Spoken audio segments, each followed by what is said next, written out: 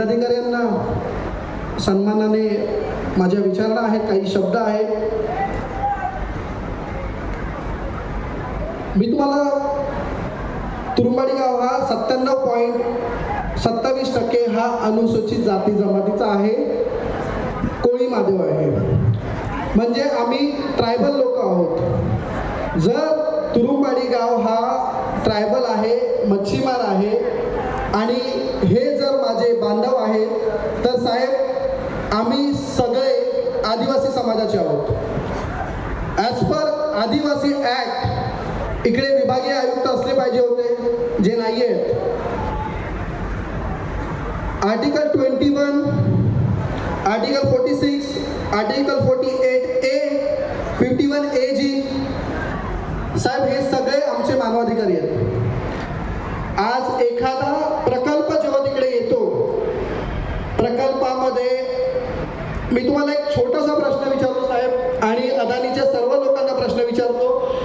मगाशी ही जनता जी ओरडत होती की आम्हाला दिसत नाही, जर आमच्या उघड्या डोळ्यांनी ह्या गोष्टी दिसत नाहीयेत, तर मला प्रशासनाने आणि अधिकाऱ्यांनी सांगायचं, ही आदिवासी जनतेला कसं कळणार की इकडे नक्की काय होतंय. आज आमची ही भोई बाबडी जनता साहेब, आज ह्या जनतेला तुम्हाला कळकळीची विनंती करतोय की आमच्या जमिनी नाही आहेत, आमचा जो काय आहे तो फक्त समुद्र आहे. आज तोही तुम्ही आमच्याकडून हिरावलात तर आम्ही करणार काय? ह्या कोळी लोकांनी जाणार कुठे? साहेब तुम्हाला मी एवढंच सांगतो, मी समाजाचं कार्य करताना, सामाजिक कार्य करत असताना मी जे काही बोलेल ते फक्त कागदावरच बोलेल. तुम्हाला जे काही म्हणणं मांडायचं असेल तर मला कागदी द्या, कारण की ही लढाई आम्हाला वाटत नाही जितकी सोपी आहे. ही खूप आम्हाला, आपल्याला सगळ्यांना खूप लांबपर्यंत हा प्रवास करायचा आहे. जर आपण एकत्र लढलो नाही तर उद्या, आज हे सांगतात आमची घरं जाणार नाही, आमच्या पर्यावरणाला नुकसान होणार नाही. मी प्रशासनाला आणि अदानी कंपनीला विचारतो की ते आम्हाला लिहून द्या की ह्याच्यात काही होणार नाही. प्रशासनाने त्याबाबत परिपत्रक काढावं की तुमची घरं, तुमचा पर्यावरण, तुम्हाला कुठेही त्रास होणार नाही, असं आम्हाला प्रशासकीय पत्र द्यावं की जेणेकरून आम्ही भविष्यात त्याचा आधार घेऊन. एक मिनिट, मला माहिती आहे हे काही देणार नाही. मी तुम्हाला एक सांगतो, आपला, एक मिनिट तुम्हाला मी सांगतो, आपला लढा जो आहे, तुम्हाला मी एक सांगतो, हे लिहून देणार नाही, हे देणार नाही. आणि हा लढा जो आपला आहे, तुम्हाला मी सांगतो की पुढील 15 दिवसात प्रशासनाने जर हा प्रकल्प रद्द केला नाही तर मी संकेत घेते, कलेक्टर ऑफिसला आमरण उपोषणाला बसणार आहे. आणि गेलो तर माझ्या कोळी बांधवांसाठी, जगलो तर माझ्या कोळी बांधवांसाठी. सगळ्यात वाईट वाटतं की आमचे आज लोकप्रतिनिधी इकडे नाहीयेत. सगळ्यात वाईट वाटतं आज आमचे लोकप्रतिनिधी आहेत ज्यांना मी मतदान केलंय. कुठे आहेत आमचे लोकप्रतिनिधी? कुठे आहेत आमचे खासदार? कुठे आहेत आमचे आमदार? मी कुठल्याही पक्षाबद्दल बोलत नाहीये, मी माझ्या समाजासाठी बोलतोय. मी प्रशासनाला विनंती करतोय, ह्याचा अहवाल आम्हाला लवकरात लवकर कळावा. नाही कळवला तर मी लवकरच जनतेसमोर जाऊन उपोषणाची जाहीर प्रतिक्रिया देत आहे. आणि हा लढा हा आमचा नसून हा आपला सगळ्यांचा आहे. तुम्ही सगळे एकत्र लढा, मी तुमच्या पाठीशी आहे. जे होईल ते होईल. फक्त एवढंच सांगतोय, कोणाच्याही भूलथापांना बळी पडू नका. कोण सांगेल की असं होणार आहे, तसं होणार आहे, काही होणार नाही. ही जी आतापर्यंत ज्या व्यथा मांडल्या गेलेल्या आहेत, हे सर्वजण हे सुशिक्षित लोक आहेत आणि सर्वजणांनी व्यवस्थितपणे मांडलेले आहेत. पण या वेळचा मी जो आहे, मी आलेले आहे. माझं नाव लक्ष्मण मेंदाडकर आणि मी एकविरा मच्छीमार सहकारी संस्थेचा चेअरमन आहे. आणि इथे या ठिकाणी ज्या मूलभूत ज्या आपल्या समस्या आहेत, ज्या व्यथा आहेत ग्राउंड लेवलच्या, त्या मच्छीमारांच्या आता या ठिकाणी आमचे सर्व नागवा लोक, सर्व खलाशी लोक आणि सर्व मच्छीमार बंधू भगिनी या ठिकाणी उपस्थित आहेत. तर या काहीशा मला थोड्याशा त्याच्याबद्दल माहिती आहे आणि या 2-3 मुद्द्यावरच मी साहेब बोलणार आहे. सर्वप्रथम जेव्हा आपली जी नोटीस आली तेव्हा थोडी आमच्या मनामध्ये शंका निर्माण झाली की फक्त 6 गावांना ही नोटीस आली, कोळी समाजाला आणि आमच्या या खाडीच्या किनारपट्टीवर असणारे जे आमचे इतर कोळी बांधव आहेत त्यांना का नोटिसा गेल्या नाहीत किंवा त्यांना का बोलावणं गेलं नाही. तर आमच्या मनात थोडीशी शंका निर्माण झाली की खरोखर याच्यामध्ये काहीतरी गडबड आहे आणि म्हणून आम्ही 13 गाव कोळी समाजाची मीटिंग घेतली आणि या प्रकल्पाला विरोध करावा असं ठरलं. खरं म्हणजे आजचा दिवस साहेब जो सरकारने निवडला किंवा MPCB बोर्डाने निवडला, खरोखर एक मॅथमॅटिक बोलायचं झालं तर आजचा दिवस म्हणजे सापाला दूध पाजण्याचा दिवस. म्हणजे आपल्यामध्ये नागपंचमी म्हणतो, आमच्या सगळ्याच महिला सगळ्या पुजून आलेल्या आहेत. परंतु सरकारने किंवा MPCB बोर्डाने त्यांची मला वाटते प्रवृत्ती त्याची या दिवसामध्ये दाखवली. त्याचं कारण असं आहे की आज सापाला दूध पाजण्याचा दिवस म्हणजे आपण किती सापाची पूजा केली, कितीही सापाला दूध पाजलं तरी साप हा आपल्याला डसणार आहे. ही प्रवृत्ती तुम्ही तुमच्या या आजचा दिवस निवडण्याच्या ह्याच्यामध्ये मला समजते की खरोखर ही तुमची प्रवृत्ती त्याच्यामधून दर्शवतात. याचं कारण असं आहे की साहेब ह्या सगळ्या व्यथा मांडलेल्या आहेत, या लोकांनी सगळ्या व्यथा मांडल्या आहेत. मी फक्त 2 मुद्द्यावर बोलतो. मी त्यावेळेला पण बोललो की निर्मल जलाचा महत्त्वाचा विषय आहे साहेब, लक्ष देऊ नये का साहेब. तुम्ही आज वेळात वेळ काढून या ठिकाणी आला. आज जर तुम्ही अलिबागला गेलात तर थोडंसं तुम्हाला सर्दी आल्यासारखं वाटेल, थोडीशी ताप आल्यासारखं वाटेल. आमचे मुंबईवरून लोक आलेत, ते सुद्धा घरी गेल्यावर त्यांना सुद्धा थोडीशी सर्दी ताप आल्यासारखं वाटेल. याचं कारण काय आहे की थोडासा क्लायमेट चेंज झालेला आहे, तुमचा सुद्धा क्लायमेट चेंज झालेला आहे. निर्मल जलाचा विषय असा आहे की हे शिपमेंट होणार आहे साहेब, एवढी जहाजं येणार आहेत आणि ते जे पाणी सोडतात बॅलन्सिंग करता, उदाहरणार्थ परदेशातून जेव्हा शिपमेंट होते तेव्हा त्याच्यातील जहाजं सोडली जातात आणि या जहाजाच्या पाणी सोडण्याच्या प्रदूषणामुळे असणारी जी मच्छी आहे त्यांना सुद्धा क्लायमेट चेंज होतो आणि ते सुद्धा मच्छी मरून जाते. हे लक्षात घ्या साहेब, निर्मल जलाचा विषय फार महत्त्वाचा आहे आणि म्हणून क्लायमेट चेंज झाल्यामुळे मच्छीमार 100% नष्ट होणार, मच्छी तिथली 100% नष्ट होणार. तुमच्या EIA रिपोर्टमध्ये तसं तुम्ही सांगितलेलंच आहे. दुसरा मुद्दा असा आहे साहेब की वॉटर डिसॅलिनेशनचा जो मुद्दा आहे, भविष्यात येणारा प्रकल्प आहे, कोणीच बोललेलं नाही. त्याच्यावर लक्षात घ्या की येणारा तो प्रकल्प आहे खाऱ्या पाण्यापासून गोड पाणी तयार करण्याचा तो प्रकल्प आहे आणि त्यामध्ये काय होणार आहे तर हे खाऱ्या पाण्याचं गोड पाणी तयार करताना जी प्रक्रिया होते आणि त्याच्यामधून जे क्षार निर्माण होतात ते हे परत खाऱ्या पाण्यात सोडणार आहेत आणि त्याच्यामुळे काय होणार आहे तर खाऱ्या पाण्यात म्हणजे समुद्रात असणारा ऑक्सिजन हा पूर्णपणे नष्ट होणार आहे आणि त्याच्यामुळे ऑक्सिजनच्या कमतरतेमुळे तिथली मच्छीमारी सर्व नष्ट होणार आहे. ह्या गोष्टी लक्षात घ्या साहेब आणि म्हणून आम्ही लोकांचा या संपूर्ण गोष्टीला संपूर्ण प्रक्रियेला विरोध आहे साहेब. आमचे हे सर्व मच्छीमार आज सोमवार आहे, आज उपवास आहे, तरी सर्वजण उपाशी पोटी या ठिकाणी बसलेले आहेत. का? कारण त्यांना काळजी आहे, त्यांचा जीवाचा प्रश्न आहे, त्यांच्या पोटापाण्याचा प्रश्न आहे आणि ह्या सर्व व्यथा आपण सर्व जाणून घ्या.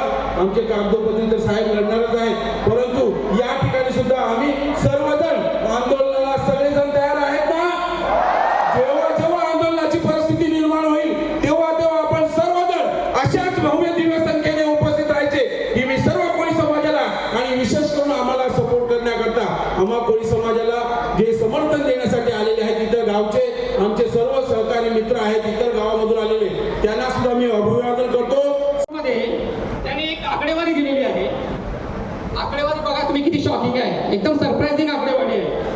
2024-25 मध्ये शिक्षणावर 32.60 म्हणजे 32,60,000चा खर्च केलेला आहे. आपल्या गावाला मिळाले का हो? कुठे गेले पैसे? मी त्याला विचारतोय कशाच्या आधारे तुम्ही एक फिगर दिलेली आहे? तुमच्याकडे ह्याचे काही पेपर्स आहेत का की एवढे एवढे पैसे दिघी गावाला दिले, कर्लास गावाला दिले, कुडगाव गावाला दिले? मग तुम्ही ही आकडेवारी कशाच्या आधारे काढली? फसवेगिरी आहे का आमची?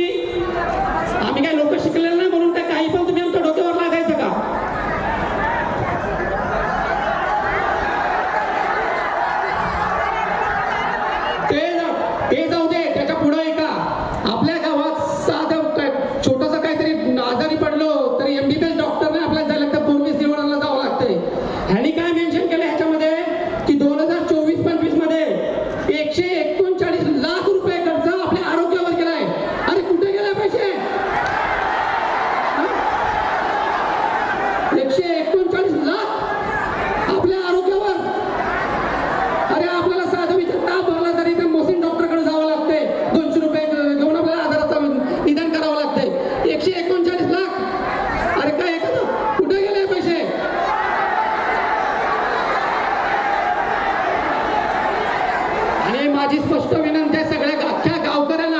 ही जी फिगर दिली ह्याचे पूर्ण पेपर आपल्या ग्राम पंचायत तर्फे मागून द्यायचे आणि जर हे पैसे कोणाच्या दुसऱ्याच्या घशात केले असतील ना तर त्याचं काय करायचं ते तुम्ही बघायचं आहे.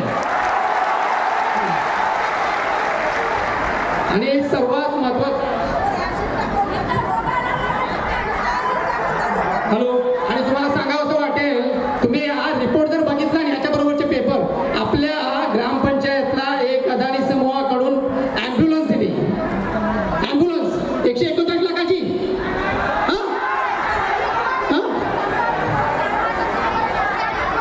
सॉरी घंटा गाडी. तर त्या घंटेवाडीवर काय लिहिलंय तुम्हाला माहिती आहे का काय अटी टाकल्यात का की त्या घंट्यावर अदानी समूहाचं नाव राहणार ते तुम्ही काढून टाकायचं नाही. विठ्ठला परमिशन घ्यायची म्हणजे आपण इथले स्थानिक आणि ह्यांच्या गुलामगिरीत राहायचं आपण आणि ह्यांचं ऐकून आपण सगळ्या गोष्टी करत बसायचं का.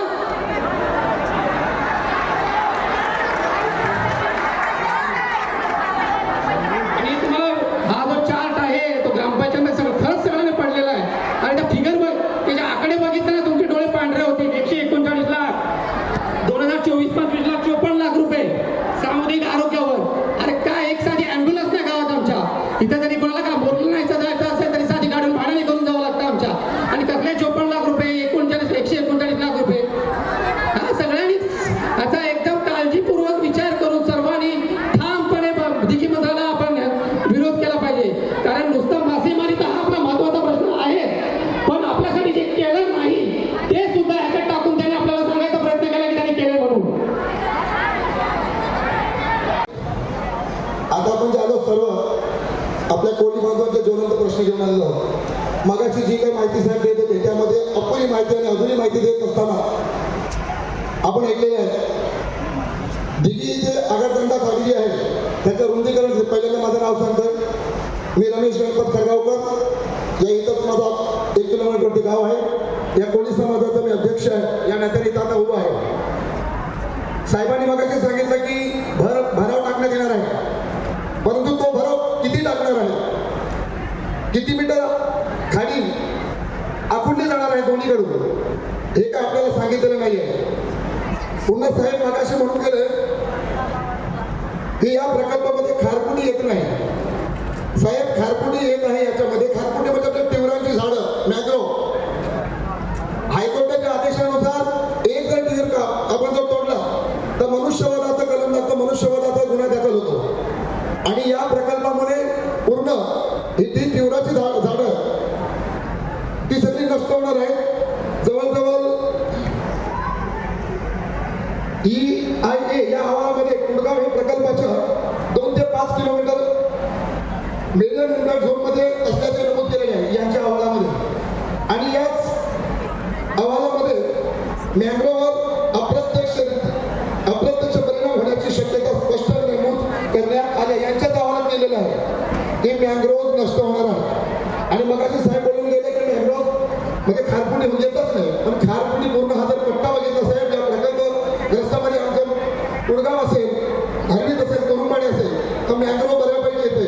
आणि तोही जर नष्ट झालं ड्रेजिंगमध्ये तर साहेबांनी आरके साहेबांनी सांगितलेलं तर ड्रेजिंगमध्ये उत्खनन झाल्याच्या नंतर मासे अंडे कुठे देणार प्रजनन सगळं नष्ट होणार मासे एकदम नष्ट होणार मग आम्ही कसे जगणार हा खूप मोठा प्रश्न आहे.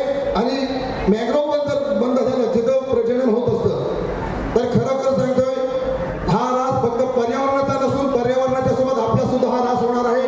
आपला सुद्धा अस्तित्व पूर्णपणे धोक्यात आहे. आपण नष्ट होणार आहोत. हे जरी यांनी आपल्याला जरी इथून उठवून पाठवलं नाही तरी आपल्याला उदरनिर्वाहाचं साधन नाही आहे आणि त्यासाठी आपण हा गाव सोडून जाण्यास भाग पडणार आहे आपल्याला.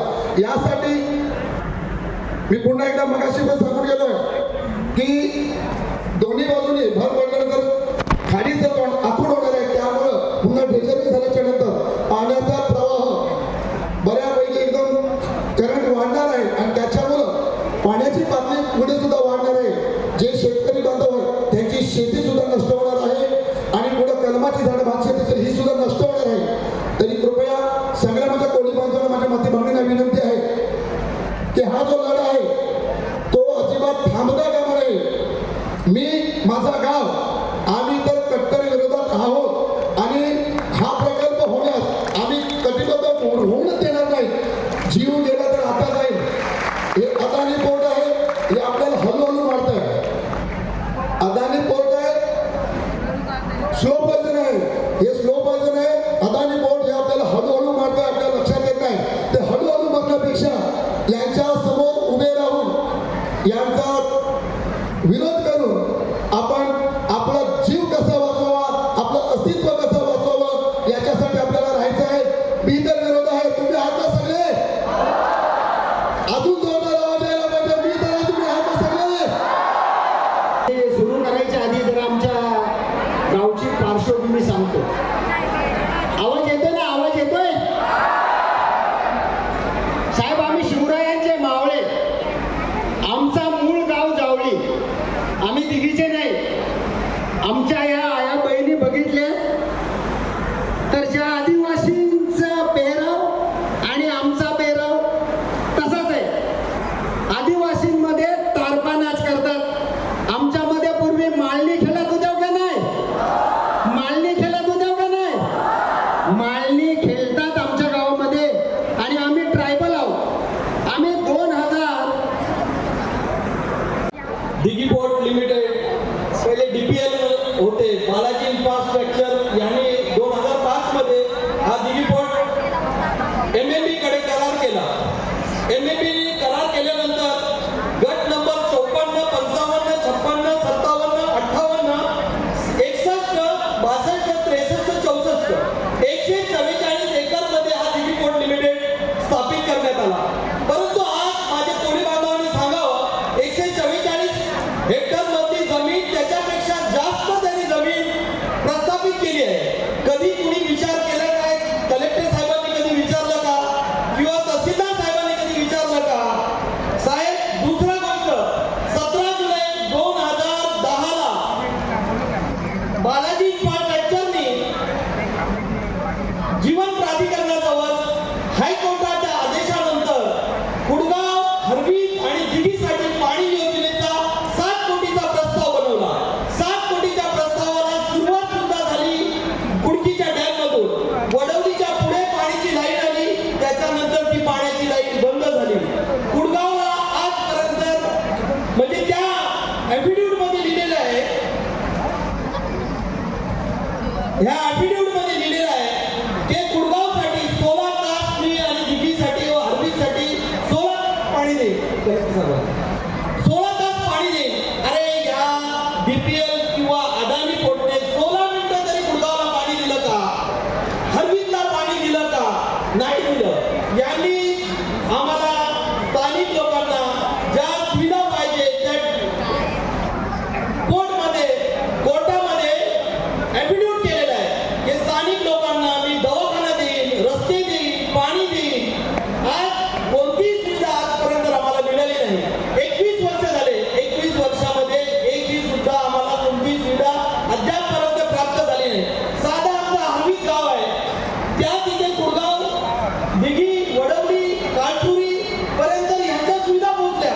पण एक मुस्लिम गाव असल्या कारणाने त्या गावाला आज सुद्धापर्यंत पाणी पण दिलं नाही. त्यांची मेडिकल इक्विपमेंट कधी कधी तिथे गेली नाही. परंतु का? मुस्लिम गाव असल्या कारणाने त्याच्याकडे दुष्भावाच्या नजरेने बघितलं गेलं आहे का? याचा प्रश्नाचं उत्तर देऊ शकते का? या गोष्टीसाठी सर्वांनी विचार करण्याची गोष्ट आहे. 21 वर्ष आमचा तुम्ही कोणताही विकास केला नाही. कोणत्या ह्याच्याने आम्ही तुम्हाला सपोर्ट करणार? प्रत्येक वेळेला आमच्यावरती अन्याय झालेला आहे. या अन्यायाची आमच्या कोळी बांधवांनी जे आवाज उठवलेले आहे त्यासाठी सर्वांच्या मतेने आम्ही त्यांच्या सोबत आहोत आणि सोबत राहून ही नम्रपणे करून माझी पुढे करतो. नमस्कार. या ठिकाणी आता आपले विजयगिरी साहेबांनी आपले एकविरा कोपरलेलीच आहे आणि कोपणार आहे.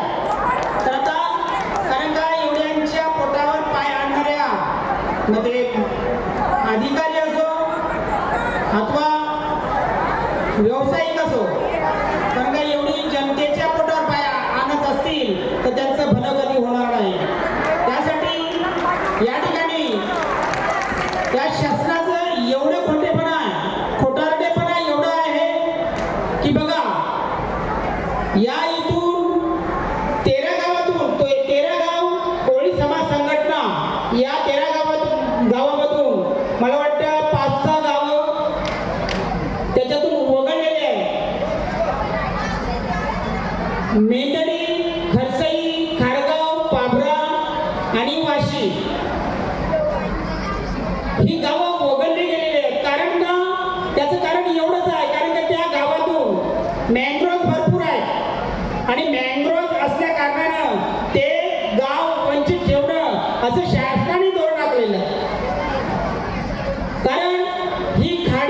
राजपुरी खाडी हिचं नाव लक्ष्मी खाडी आहे आणि या लक्ष्मी खाडीचं या खाडीत असणारे 13 गाव कोळी समाज संघटना त्या खाडीशी निगडीत आहे आणि त्या खाडीशी निगडीत असून त्या खाडीपासून होणारं नुकसान त्याच्यात शिंपल्या असतील, कालवं, खरब्या, चिंबोरी अशा लहान लहान म्हणजे अतिशय विधवा महिला किंवा घटस्फोटित महिला त्याच्यावर उदरनिर्वाह करत असतात आणि त्यामुळे या दिघी पोटच्यामध्ये येणारे ऑइलचा तरंग त्या याच्यावर बसून किंवा करंट लागल्यामुळे सगळं चिकन वाहून जाऊन तिथं आता पूर्ण कालवड निर्माण झालेले आहे आणि त्या कालवडमुळे अतिशय त्रास होत आहे.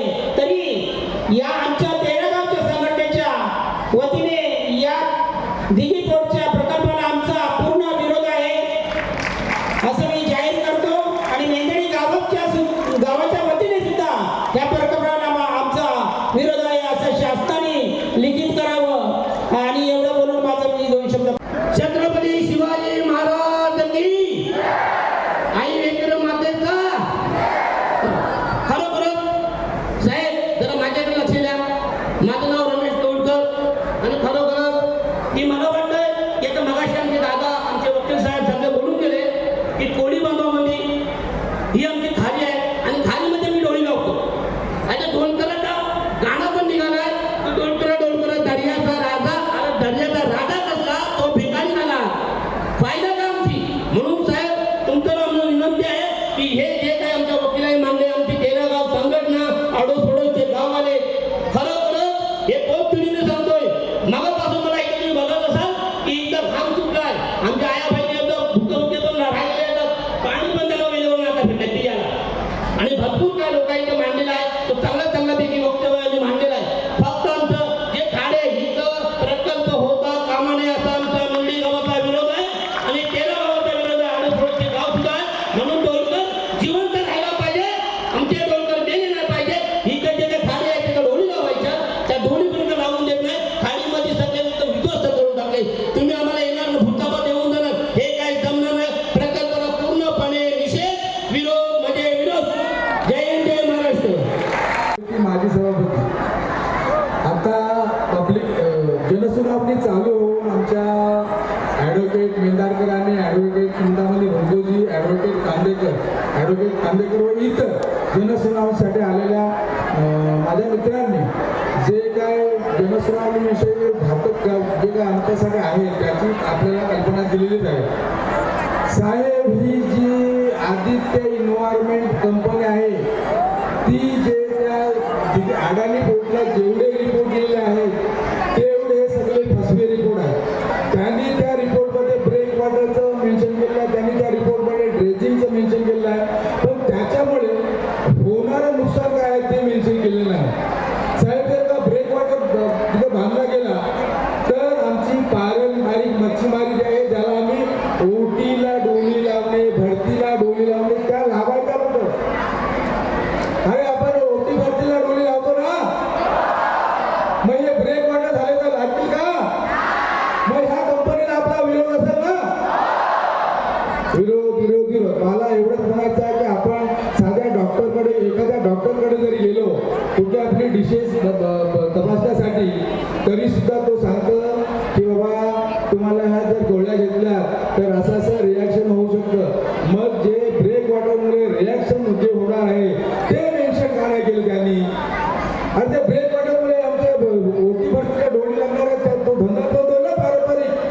तुम्ही जी ड्रेजिंग करणार आहे त्यांनी जो मच्छीचा तलावा जो काय नजराना परमेश्वराने बांधून ठेवलेला आहे मच्छीसाठी त्याला आपण नर्सरी बनवू शकतो. ती नर्सरी नष्ट होऊ शकते. मच्छी अंडी कुठे घालणार? मोठी मच्छी काय खाणार? हे सगळं तबाह करताय तुम्ही. तर माझा या दिघी पोटच्या विस्ताराला विरोध